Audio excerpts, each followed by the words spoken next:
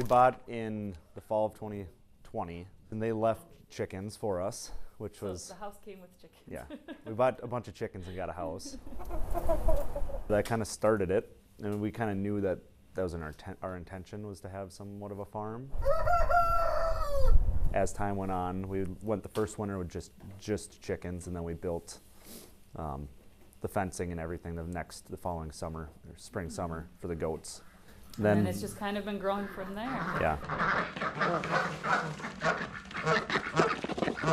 The ducks moved in from two separate members of the fire department. They both gifted us ducks.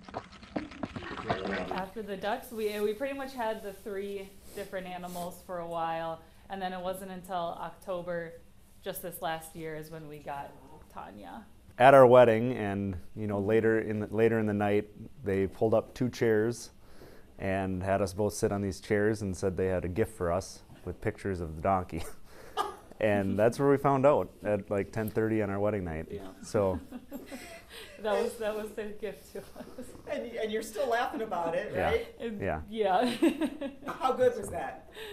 How good? It was a surprise. It was a surprise for sure. Yeah. But it was good. It was good. It was a good and surprise. now obviously we have Millie, and yeah, it's a lot of fun. What is a mammoth donkey? How much bigger is it? Significantly bigger, probably. Yeah. 25% bigger than a normal one, if not. Yeah, probably about 25%. I mean, she's pretty close in size to a horse, maybe a little bit smaller than a horse, and then a standard donkey is gets to be just a little bit bigger than Millie is, actually. I mean, a few hundred pounds, but I don't know much about donkeys, so this is so new to me, so it's been a really fun learning experience. It was Thursday, about 8:30-ish at night.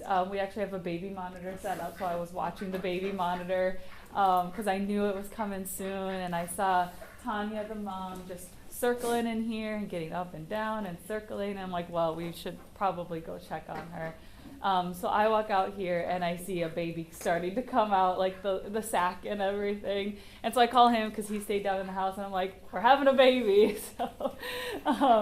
So he came up here, and then about maybe 5 minutes later, she needed a little bit of help to get her out, but then Millie was born, and everything was good. We got her up by Mama's face and stuff like that, and we got her warmed up and dried off, and then Mama stood back up and was standing for a little bit, but then she laid back down, and all of a sudden we hear this big, like, whoosh, like, water breaking noise, and another baby is coming out. Wait, so you didn't know you were having, no. she was having twins? No, No, we had no idea. We figured, donkeys usually just have one baby, so we were very surprised when the second baby just started to come out. Yep, we're like, oh, I guess we're having another baby. Yeah. Oh my gosh. Well, the ironic thing is after Millie was born, directly after I delivered her, I made the joke that I saw more hooves. And then about 20 minutes later, we actually did. We actually saw more hooves. Oh my gosh. So. Wow. And how rare is that? It's a 1.5% chance of any donkey birth to have twins. Wow. So. How long, or did the second one live at all? Yeah, it was alive. A few hours. Yeah. So. Yep. It came out with a little bit of a deformity, so it couldn't stand and it couldn't get any milk from Mama, and it was maybe not even half the size of the other one, so it came out a lot smaller too. So it was in rough shape Yeah. to begin with. Yeah. It really didn't have much of a chance. Mm-hmm. But wow. Right. Did you have to start looking everything up then about how rare this was, or did you know? Yeah, we actually had the person one of the people that gifted us the donkey. I told him about what kind of happened, and his wife looked it up and said that there was a 1.5% chance for that, and that there's only 3 living pairs in the world, is what we were told. So very rare to have twin donkey babies and have them both live. Yeah, have them both survive is very. I called the vet and they just said monitor her, make sure she's okay. They said to up her food a little bit so that she could produce milk and stuff like that. So yeah, she did pretty good. Yeah. So it was a very, very exciting surprise. All right. We've had baby ducks, but that's a lot different than a baby donkey. Yeah. So it's been a lot of learning. And baby curves. chickens. Out of all your animals, do you have favorite animals out here? I do love my goats. A lot. Yep, that's what I've always loved is goats. Goats to me just have the most personality out of anything, although I'm learning that donkeys can have quite a personality too. Yeah. Donkeys are known to be a little more stoic, so they don't do as much, but and they can be stubborn. They're known for being very stubborn. But this donkey is super sweet. Like Tanya is super sweet.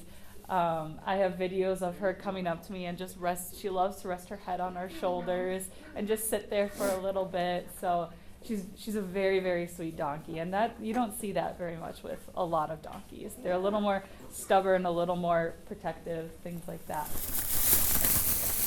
They're very fun. They're entertaining. They like to jump on things. I have videos of that little one down there jumping on my back. If I kneel down in that pen at all, he is on my back. Right now we have the goats, and we intend to breed them, but ultimately our goal, we want to have cattle and pigs and meat chickens and things like that. We just need to slowly build up our infrastructure to be able to support it all. But the goal is to be able to to have produce and protein and meat for our community at an affordable price. Sustainable food for our community would be ideal. If we can do what we can with what we have to help support the community, that's important to us. We're active community members for many different avenues, and then we're active in our church, and we like to support our community. So that's our goal.